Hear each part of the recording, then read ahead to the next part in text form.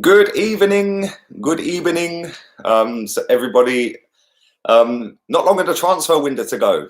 32 days from now, the transfer window will be shut and the season will be starting again. And I can't wait. Hopefully, fingers crossed, we have some players.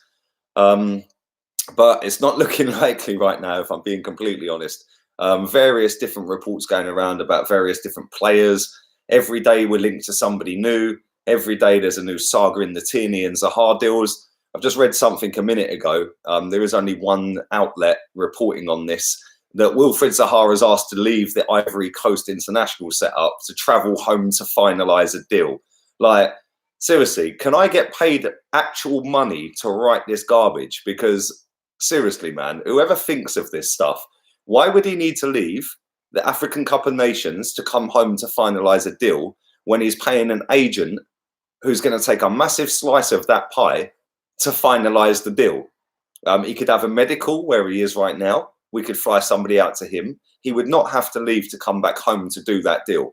So whoever wrote that, seriously, mate, have a word with yourself, because it's absolute rubbish. But yeah, Kieran Tierney, I see something earlier on this afternoon after I did my 5 o'clock stream where his cousin, I think it was, had posted a picture of him, his cousin and a few others, family members and friends in a back garden. I think they're having a barbecue or something. And he said, don't worry, he's not going anywhere. So I don't know. This is going to rumble on. Both of them are going to rumble on and on and on. Tierney and Zaha. Ryan Fraser's back in the mix. Vasquez, we've been told, is done about 3 times in the last 7 days. And as it stands, we've only signed Martinelli. So where are we going to be in 30 odd days' time when the transfer window shuts and we're prepped and ready to go for the start of the season? Obviously, adding to the fact that Mustafi, I don't know whether he's updated his Instagram yet, but he's taken off football player for Arsenal. That has come off of his Instagram. We see this a couple of weeks ago with Aubameyang, and everyone was having kittens about it. And it turns out that he was just changing up his profile. Is Mustafi taking the mick? Is he even in charge of his Instagram account, or is it his agent that's doing that? So yeah, I don't know. I don't know where we're going to be in a few 30 odd days time. I'm not too sure, to be honest with you. But one thing I do know is that we definitely need to get some players out, and we definitely need to get some players in. And we need to do that pretty sharpish. We need players to go on pre-season tour. I think they're leaving next Thursday. I read a report earlier that says the boys are flying out next Thursday to America. So that leaves Monday, Tuesday, Wednesday to try and get some players on that plane, signed, sealed and delivered to go into our pre-season tour. Because if we don't, I think it's a massive, massive mistake. Out of the top 6 teams, we were the 5th best team. Right now, if you add into that the fact Man United have gone and strengthened with Wan-Bissaka, they've strengthened with the young boy from Swansea, whose name I can't remember, Daniel James, whatever his name is. I think that obviously they've got a lot stronger right now. They've got one of the best right backs in the league. They've got one of the best talents in terms of lower down the tables. He's a fantastic player, that young kid. Whether he's going to elevate Man United further up the table remains to be seen. But at the same time, we have signed an 18-year-old kid. And yes, he's training with the first team and this and that. But is that enough right now to go on pre-season tour? For me, nowhere near. So he needs to go out there, and he needs to go and get some players, and he needs to sort of basically just elevate this team. You know, Emery needs to do that. Thank you, VP, for both of them, mate. I appreciate that. Good evening to everybody in the chat. 350 already watching live. I do appreciate that. But 18-year-old Martinelli is not going to elevate us to Champions League football. Chelsea have signed Kovacic. They've got him. Yes, they're on a transfer ban, but they activated the clause that says they could get him. They've got rid of Morata. So yeah, you know, at the end of the day, we need to go out there and we need to show where we are as a football club, because right now we're not really doing a great deal. I do believe that we're actively seeking to try and sign players, but at the same time, actively seeking and signing them are 2 different things. I've always said all summer that when we go on that pre-season tour, we need to make sure we have got players on that plane. If we haven't, then that is a massive, massive problem. And everybody at the club needs to take responsibility for that, whether it be from the top or the bottom, whichever way. Everyone needs to have a part to play in signing players. And if they don't, then they need to be held accountable. Now, I'm not worried that we're not going to sign players. I do think that players will come in. I think Kieran Tierney will get done. I've maintained that all along. I think we will sign him. Celtic fans have disagreed, but they're quite salty right now. So just let them crack on. But I do think that we will sign players, and I think he will be one of them. Martinelli is not going to elevate us to the Champions League. Let's be real right now. Alex Iwobi's on African Cup of Nations duty. He's going to come back late. Lucas Torreira, he was in the Copa America. He is going to come back late. So we're going to be without some of these players at the very start of the season. So we need to get players in, and we need to get them in pretty sharpish. We've got 3 days before we fly out to America, and I fully expect us to see players on that plane that are new to the club. And if we don't, we failed. It's as simple as that.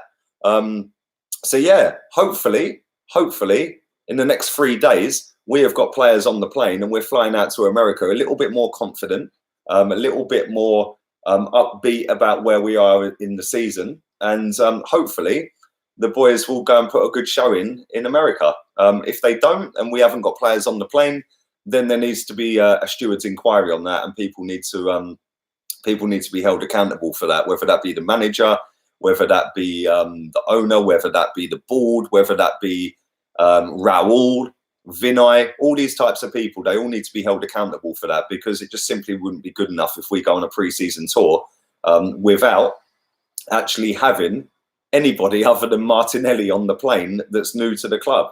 And not only that, especially when we've only brought in, not even got rid of any players. You know, we've got rid of next to nobody. Well, we haven't got rid of anybody. So yeah, we need to get rid of 5-6 players. We need to bring in 4 or 5 players. It's as simple as that. And if we don't do that by the end of this transfer window, then a hell of a lot of our fans are going to be up in arms over it. You know, at the end of the day, the way I see it is, I wanted the previous manager gone for 7 years. He's gone. I'm happy. Yes, I would rather us go out and spend billions of pounds to go and elevate us up to Man City's level. That ain't happening. So I'm just sort of accepting it, and I'm enjoying, or trying to enjoy, going to the Arsenal next season and hopefully seeing them put in decent performances. But when you've got so many of the old regimes still at this football club, the Ozils, the Mustafis, they're still here. You know, it is kind of, you know, I'm looking at it thinking, is Ozil really going to play that many games next season?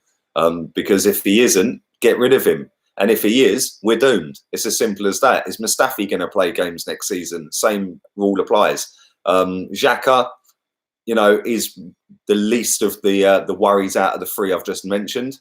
But Mustafi has to go, and so does Ozil, in my opinion. The fact that nobody wants to come and buy these players sort of says where we are as a football club, in terms of the fact that we've overpaid absolute crap for 5-6 years, and nobody wants them now. So now we're stuck with them. But there's my 9 minutes of ranting. Don't worry, I've kicked out all the fake accounts. I've blocked all of them, so they're all gone. Chig sent me, says VP and about 20 other people. So thank you very much to Chig. Appreciate that. And appreciate everybody who has come and joined. 550 people right now. Please put a like on the video. It gets the content out there. It also shows me that you're enjoying it. So thank you very much to all of you. My dream is to see Arsenal one day play live. Much love from Vancouver. Nice one for that, Sean. And are you going to any of the pre-season games? Not a million miles away from you, so maybe get yourself over there. Although I do know that the tickets for these American games are an absolute rip-off. Disgusting how much they are. Seriously, it's like you're talking $200 for a ticket. And if you're taking your kids with you, then, you know, if you've got 2 kids, you're talking $600 to go and watch a game, plus food, plus drink, plus travel, accommodation. You're talking $1,000. It's an absolute rip-off. But yeah, Arsenal were poor against Boreham Wood, says Imran. I watched the highlights today, actually, funny enough, about a couple of hours ago. I watched the highlights of that, and Yeah, we didn't look great. But one thing I will say is that, you know, there wasn't a single first teamer in the squad. But it just goes to show that we hype up these young kids and we elevate them up to sort of up here. Oh, they're all ready. They're all ready. When the reality is they're not ready. But, you know, we want to get excited about a young kid coming through the setup and starting for Arsenal every week. But the reality is 99.9% of them are nowhere near ready to start at this club. Saka is my guy. Saka's a good player, but again, he's another one. He needs to go on a loan. A couple of people asking when the kits are out. Arsenal Vlogs asked. The new shirt comes out tomorrow in all stores, I think. I think Arsenal and Adidas had it exclusive for a week. So I do think it is available in all the outlets as of tomorrow. But I may be wrong. It might be Tuesday. But I'm pretty sure it comes out tomorrow. Good views on the Boreham Wood game. Thank you, Michael. So listen, at the end of the day, I'd love nothing more than four or five of them kids to break through into the first team and have great careers. But the reality is the academy isn't there for a player to break through. The academy is there to balance the books. It's as simple as that. If one of them makes it, fantastic. We've saved ourselves 25, 30 million pounds on a player. But all the big teams, Chelsea are the masters of this, right? You've got all of these players. And if one of them makes it, like Hudson-Odoi, happy days. Loftus-Cheek's another one. But if they don't make it, you can sell them all off for a couple of £1 million each, and you've made profit on each and every single one of them. So yeah, they're not there to break into the team. Stanley should pay everyone for showing up. He probably don't even know there's a game going on, to be fair, mate. Do you rate Sergi Roberto? I'd take him at Arsenal. Well, he's pretty decent on FIFA 19, but that's about it, mate. I think he's all right, but not for me. Not for me, mate. Thanks for your donation, though, mate. I appreciate that. I like the way you said that, but we need to copy the Barca blueprint, says 10 rules of the game. See, the thing is, with these youth setups, right, let's be honest, right, a youth team player comes into Arsenal or any other club when they're age 9, 10, whatever they may be, you invest in them, you college them, you school them, you pay their accommodation, you put them in a setup or whatever, you give them a car. And over the course of, from maybe 9 years old to 19 years old, you've invested maybe 200 grand in them. Maybe, let's say maximum £500,000 you've invested in them, yeah? If you go and sell that player because he don't make it, but somebody down the lower leagues will take him, and you go and sell him for £2 million, you've quadrupled your investment in that kid. Now do that 25, 30, 40, 50 times. It is a massive money-making scheme, right? And that is exactly what Chelsea have cottoned on to, which is why Chelsea run within the rules of financial fair play. Because they used to go and spend the big bucks, they then stopped spending the big bucks, balanced the books with the kids going out, selling players left, right and centre, and now they're in cost. So that massive investment, yes, it helped them at the very beginning, the same with Man City. Then FFP kicks in, and now both of them are doing exactly the same. We're doing the same. We just ain't great at selling players for big money. Rabba, thank you for your donation, mate. The average under 23 player is not good enough for League Two. Absolutely spot on. Couldn't agree more. It's true. Listen, there's some good talent out there, but when you're asking them to step up and do it in the Premier League, it's a whole different ball game. You know, we've got a wicked setup, wicked youth setup. Chelsea the same. How many players have come through Chelsea? 2. Hudson-Odoi and Ruben Loftus-Cheek. Where are the rest of them? They're all out on loan to Vitesse Arnhem. Do you know what I'm saying? So yeah, that's pretty much how it goes nowadays. It's you know, it just basically is a money making scheme. Don't worry, VP. All fakes will be kicked out. So yeah, man. Can you believe Tyrone Mings is being sold for £27 million, but Chambers is being quoted for 13? It doesn't surprise me in the slightest. Chig, it don't surprise me one little bit. At the end of the day, we are one of the worst clubs in the world at selling players. We always get mugged off. We always allow players to go down to the final year of their contract, which doesn't help. But the one thing I will say here, right, is Callum Chambers was in a team that got absolutely ripped to shreds week in, week out. And people are telling me, oh, he was their player of the season. He won player of the season. Well, I could have won player of the season at Fulham because they were absolutely pony all season. He was supposed to be protecting the defence, and that defence conceded more goals than anyone in the league. So after spending £100 million, which they spent, After loaning Callum Chambers, everyone's like, I'll give Chambers a chance. No chance. The geezer ain't good enough. So then you've got to try and sell him. But just because he won Fulham Player of the Season doesn't mean he elevates up to £30 million worth of footballer, because he ain't a £30 million footballer, even in today's market. But I do get everyone's point on it. Tyrone Mings is not a 26, £27 million footballer. But if he goes for that, then yes, I can see the comparison as, well, hang on a minute, Chambers should be going for X or Y or Z. But the reality is it ain't really going to work out like that. And we'll probably get about £15 million for him. And do you know what? I'll take it in a heartbeat, because he ain't good enough for Arsenal. It's pretty much what we paid for him. And if he goes, see ya, good luck. Yes, thanks very much, bye-bye. It's as simple as that. Let's be real here. Pretty much every single player at this football club is not good enough to play for the club. There's only a handful, and you can count on one hand how many are actually genuinely good enough to elevate us back to where we want to be. He don't fall in that bracket. So yeah. I've already answered when the home kit is out, mate. I've said tomorrow.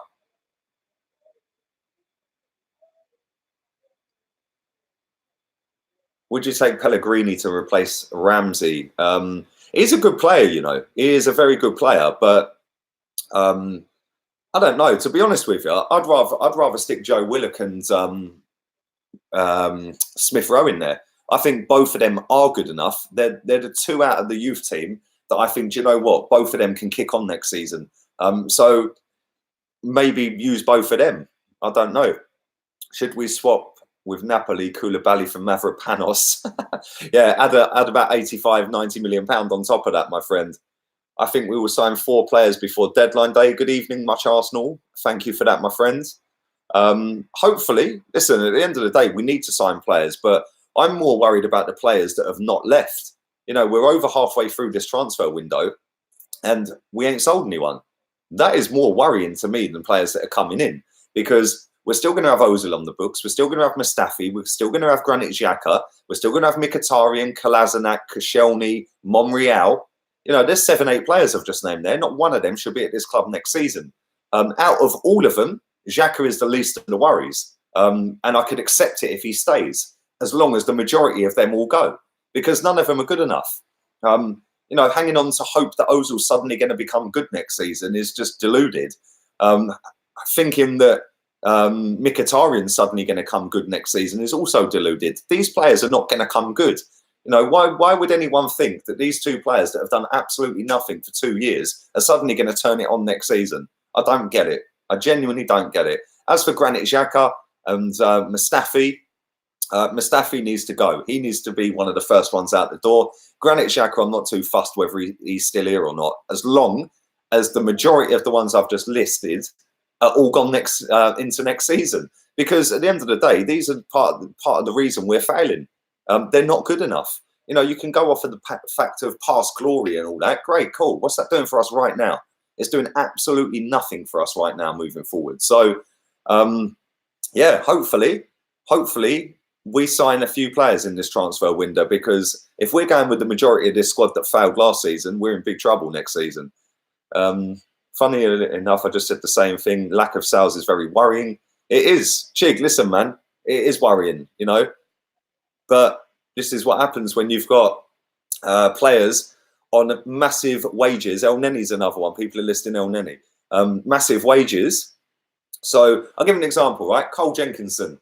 Why would he leave Arsenal? He's on 40 grand a week, which is what Lucas Torreira's on. Why would he leave Arsenal?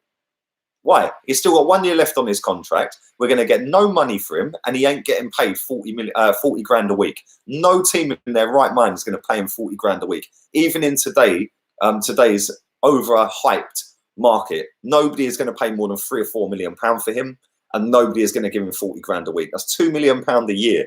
Let's say they give him a 4-year contract. That's a £13 million investment for fee and wages. Is he worth half of that? No. Is he worth a tenth of that? No. Why would he leave? You know, if that was me, I'd do a Winston Bogart and say, I ain't leaving. You gave me a contract. I'm staying on the bench, bruv. I'll just sit here and watch the team every week as a mascot, which is pretty much what he does. Get them some good juice, bruv. Listen, I need a juice, man. It's roasting in my apartment today. Get Titus. We've just signed Titus Bramble. Titus Bramble's better than Mustafi. Let's not get that twisted. Malcolm should join Arsenal where he'll get more game time. The way Lord Valverde has treated him is absolutely disgusting. That's a Barcelona fan there. Thank you for that, Luke. Listen, I know you messaged me earlier and said to me on my transfer video about him, basically saying that it's not about how Malcolm's gone to Barca and flopped. It's about how the manager Valverde has absolutely spunked him and not used him properly. And he has got talent. He has got a big ceiling. And Barcelona, it might have been a step too quickly for him to go to Barcelona. I said that previously. But there you go, from the horse's mouth, a Barcelona fan telling us to sign Malcolm because he's quality, whilst he's being cut aside at Barcelona and not getting games. Who is better, El Neni or Chambers? Well, Chambers is better, Prince Harris, but neither are good enough, in my opinion. It's just my opinion, mate. Jenkinson ain't even good enough for the Championship. He's League One. I'd say probably Conference, mate, to be honest with you. He might be able to do a job in League Two, but Dan Mann says, your views on VAR. It'll absolutely destroy football next season. It's going to be bedlam, mate. Trust me.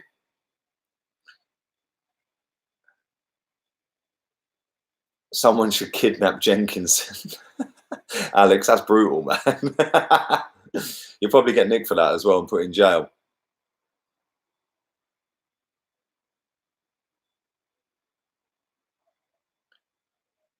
Malcolm or Zaha or Fraser or Vasquez? Well, I'd take Fraser and Malcolm over Zaha and Vasquez, and they'd be cheaper than buying. Well, you could buy Vasquez as well; it'd still be cheaper than Zaha. Mane or Salah? I think Mane's better. Malone, I think he's better.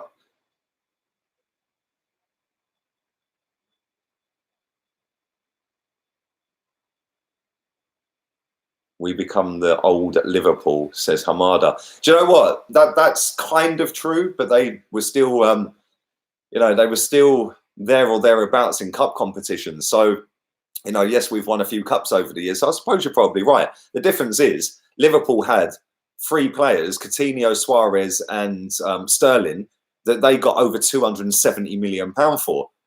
When you flip that onto Arsenal, we've got Mesut Ozil, who's worth absolutely nothing. We've got Alexis Sanchez we swapped for a donkey, and we've allowed Ramsey to go for nothing. They were our 3 players that were the equivalent of Liverpool's 3 players. We've let a £60 million player go to Man United for Mkhitaryan. So let's say Mickey was worth 30 million when we signed him. We've lost 30 million pounds, yeah? We've let a 50 million pound footballer walk off to Juve for nothing. And Mesut Ozil is worth absolutely nothing because his wages are so high, nobody will pay a fee and pay him the wages. So if he wasn't on such a high wage, yes, he'd probably go for 40 million pounds. But he's on a ridiculous wage. Nobody is going to pay all that money plus wages for him. Never going to happen. And them 3 players are our 3 players that are the equivalent to Liverpool's 3 players. If we could have sold them 3 players, then add in the fact that we let Santi go for nothing, Wilshere go for nothing, Fabianski go for nothing, there's over £250 million. If you add it all up, there's £250 million that we have allowed to walk out of this football club. And Welbeck as well, for absolutely nothing. That £250 million buys a whole new backline, it buys a new midfield, and it buys 2 wingers. All of a sudden, we're now right up there on Man City and Liverpool. We haven't done that. We've cocked it up. And now we're here, sat here, 30 odd days from deadline day, thinking, we're actually going to sign any players. So, I don't know. Alan Gaffney, good evening, mate. Leave for Prime Minister. I don't know about that, mate. It's not enough money for all the stress that you get. I don't think I could do that job, to be honest with you. The McManus, are we actually signing anyone? I'm really worried about the lack of signings. The silence is deafening. Well, I'm hoping that the silence is deafening because we've signed players and they're about to unveil them tomorrow. I'd love nothing more than to wake up tomorrow morning and see that we have signed Kieran Tierney, or we've done a deal for Fraser, or even Zaha. I don't want him, but if we do a deal for him, happy days. The fan base is all of a sudden buzzing again. Everyone's going, do you know what? Arsenal are serious again. But I don't know. I can't see us signing anyone tomorrow. Hopefully, before we go to America, there is a player signed and on the plane with his passport and boarding pass ready to go to America. But we shall see. I'm going to do 5 more minutes of this and I'm going to jog myself on. Daily transfer update will be back at 7 a.m. as usual. So yeah, thanks to 760 people watching live right now. Stick a massive thumbs up on the video, 124 likes at the moment, and subscribe if you're new. Any insight on Saliba, says Dan Myers. Not heard anything other than yesterday when they were basically saying it's either a loan back to us or you ain't having him.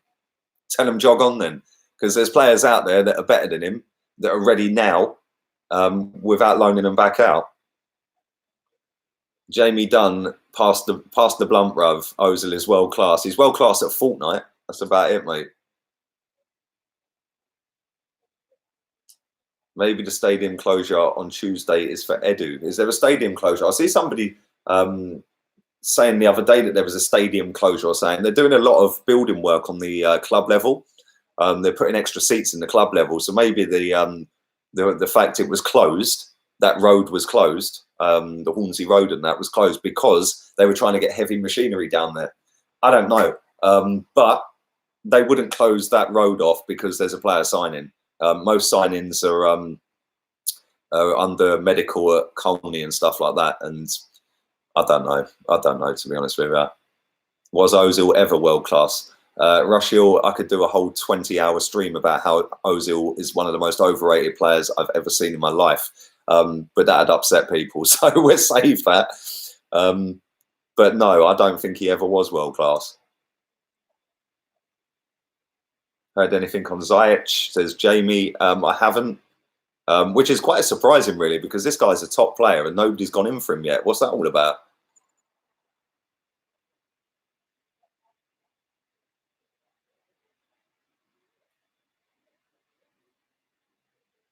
He was world class in Spain. I disagree with that. See, if you look at his stats, and I know Ozil fans love his stats and all that. Yeah, he played 105 games, I think it was, for Real Madrid. He got 1 goal and 2 assists less with Ronaldo, Benzema, and Di Maria up front than his first 105 games for Arsenal with Theo Walcott, Giroud, and Welbeck up front. So, if anything, he was more class at Arsenal with dog shit players than he was at Real Madrid with the world's talent around him. It's a myth. The guy is a myth. I've watched football 30 odd years, and I'll be honest, I've never seen a single player so protected by certain fans and groups of fans. I've never seen a player more protected than that guy. You know, you literally, it's like you've taken the life of a family member if you dare to criticize him. Do you know what I'm saying? 20-hour stream fun. Cheers, VP. Do you know what? I've actually thought about doing this as well, right? Trying to actually do a 24-hour stream once. But do you know what? Every time I think about it, I think, do you know what? I don't think I could stay awake for 24 hours.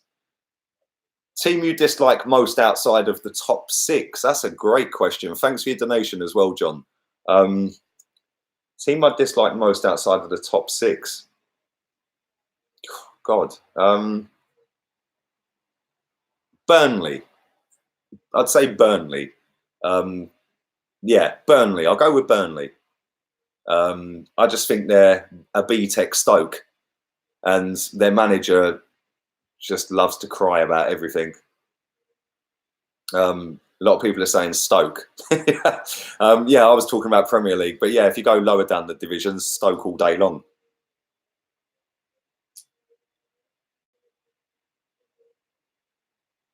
Hi Lee, new FFP rule, is it good for us or not? Says Dante. Thanks for your donation, my friend. I don't know which rule you're on about, which is new, but FFP, there's so many complex arguments and grey areas around FFP that you know, a lot of people are saying that you know, you can't do a self-sustaining model and this and that. Well, Man United have spent in the last 5 years from investing from an owner. Outside owner investment from the Glazers, absolutely zero. Arsenal owner investment in the last 5 years, zero. I don't know what that tells you about the fact that we're sitting 5th and 6th. But having said that, Man United also won the Champions League under their owners, and nobody was moaning about their owners back in 2008 when they were winning a Champions League. So I don't know.